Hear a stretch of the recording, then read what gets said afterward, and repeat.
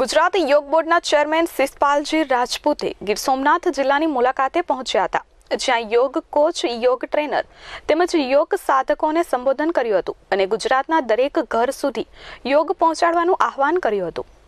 ગુજરાતના ઘર ઘર સુધી યોગ પહોંચાડવાના દ્રઢ સંકલ્પ સાથે ગુજરાત સરકાર દ્વારા યોગ પર દિવસે ને દિવસે ભાર મૂકવામાં આવે છે।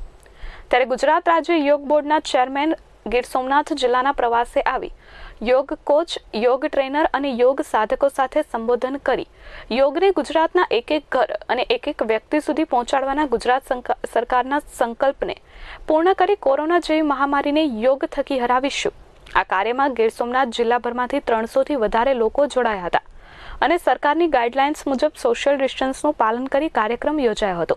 ગીર સોમનાથ જિલ્લાની જુદી જુદી સંસ્થાઓ દ્વારા શિષપાલજીનું સ્વાગત કરવામાં આવ્યું હતું, જેમાં પતંજલિ યોગ પરિવાર, અખિલ વિશ્વ ગાયત્રી પરિવાર, આર્ટ ઓફ લિવિંગ પરિવાર, સંસ્કૃત યુનિવર્સિટી પરિવાર તેમજ અનેક સંસ્થાઓ દ્વારા શિષપાલજીનું પુષ્પગુચ્છ તેમજ મોમેન્ટો આપી અભિવાદન કરાયું હતું। મારું નામ યોગ સેવક શિષપાલ, ચેરમેન ગુજરાત રાજ્ય યોગ બોર્ડ।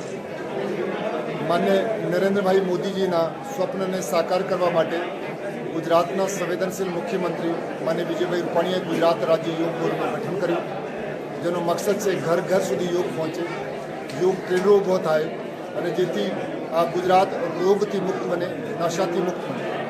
તો ગુજરાતના યોગનો પ્રચાર પ્રસાર કરવા માટે અમે ગુજરાતભરમાં યોગ સમાજ બેઠકનું આયોજન કરી રહ્યા છીએ। આજે અહીંયા ગીર સોમનાથમાં યોગ બેઠકનું આયોજન કર્યું। 300થી વધુ સંખ્યામાં અહીંયા યોગ ટ્રેનરો આવ્યા છે, જેની એક ક્લાસમાં 40-50 લોકો આવે છે। હવે યોગનો ખૂબ ઉત્સાહ છે લોકોમાં, એક યુવાનોમાં વિશેષ રૂપે યોગ પ્રત્યે આકર્ષણ પેદા થયું છે।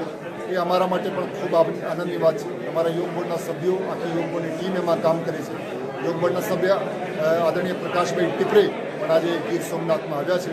તો આ યોગની ક્રાંતિ અને યોગમય ગુજરાતને યોગ પ્રદેશ બનાવવા માટે અમે કામ કરી રહ્યા છીએ। ચેતન અપારનાથી એસ24 ન્યૂઝ, સોમનાથ।